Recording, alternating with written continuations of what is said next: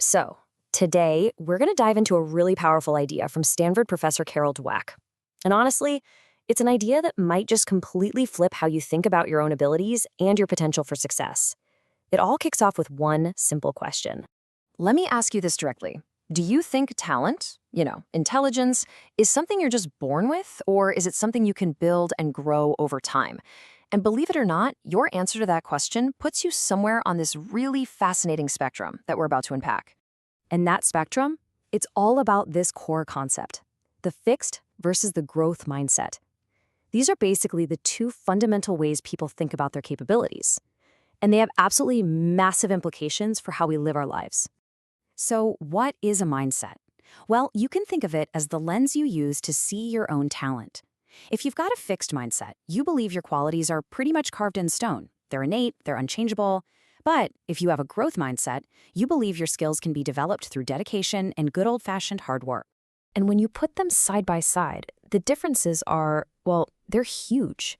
Someone with a fixed mindset, they're going to avoid challenges because failing might expose some kind of lack of talent. They see failure as permanent and they really, really hate feedback. On the flip side, someone with a growth mindset, they jump into challenges. They see them as opportunities to get better. For them, failure isn't a dead end, it's a lesson. Feedback is a gift, and obstacles are just puzzles waiting to be solved. Okay, I know this can all sound a little abstract, so you know what? The best way to really get it is to see these two mindsets in action. Let's follow a quick story about two people, Jay and Anne, and see how they navigate the world. All right, first up, a challenge.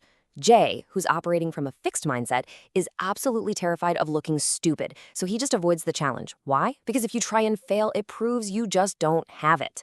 But Anne, with her growth mindset, she sees it as exciting, maybe even fun. She gets that failing is just a normal part of the learning process. Now let's talk about feedback. A teacher gives Jay some notes on his project, and to him, it feels like a personal attack on his intelligence. The feedback basically screams, "I am bad at this." Anne, though, she completely understands that the criticism is about the work, not about her as a person. It's just super valuable information she can use to get better. And what about effort? See, Jay believes that if you're truly talented at something, it should be easy. So he avoids effort. He'll take the escalator, he'll quit guitar as soon as it gets a little tough. Anne gets that effort is the whole point. She runs up the stairs, she practices her drums every day because she knows that persistence is what leads to mastery and, frankly, a more fun and fulfilling life. And finally, how do they react when they see other people succeed? Jay feels threatened. When his friends do well, it just puts more pressure on him, and it makes him feel like he's not good enough. Anne, on the other hand, she's inspired. She knows that being around successful people and cheering them on actually helps her grow too. For her, it's not a zero-sum game. So you might be thinking, this is a nice little story, right? But here's the thing. This goes way beyond just personal attitudes. Understanding mindset has profound real-world implications, from the actual physical structure of our brains all the way to whether or not you get hired for your dream job. And that brings us to this incredible core scientific truth. Your brain is not a fixed thing. It can physically change. It can literally grow. The whole idea of a growth mindset isn't just some nice-sounding psychological trick. It's actually rooted in the biology of our brains. So get this. Neuroscientists have actually confirmed that when you challenge your brain, when you learn new things, it forms new and stronger connections. It literally grows, just like a muscle does when we work it out.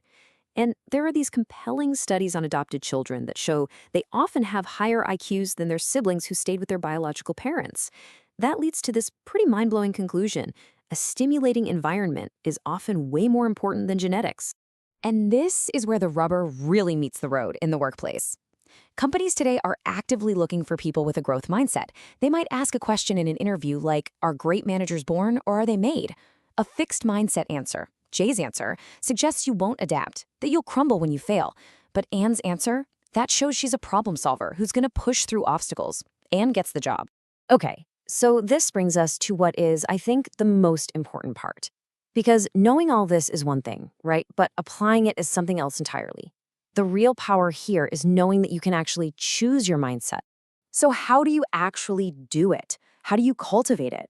First, and this is the big one, just recognize that you have a choice in how you see a situation, how you interpret a challenge. Second, shift your focus away from just the final outcome and onto the process itself. Celebrate the effort, the persistence, not just the final score. And third, start treating learning itself as a skill. Encourage yourself and the people around you to try new things just for the sake of growing. You know, there's this famous quote from Samuel Beckett that just nails the spirit of the growth mindset perfectly.